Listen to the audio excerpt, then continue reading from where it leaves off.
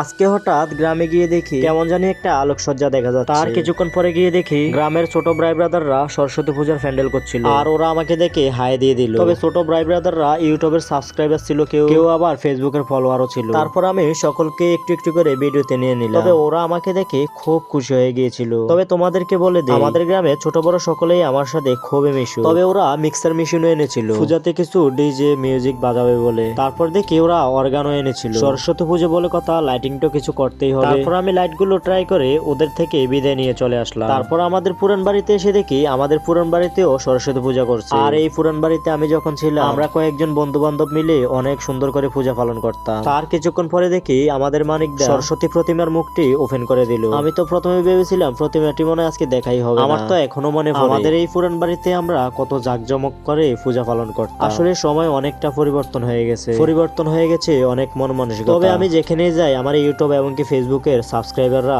থাকেই থাকে। আর এই যে দেখো আমাদের ক্ষিতিশদা আমাকে দেখে খুবই খুশি হয়ে গেল।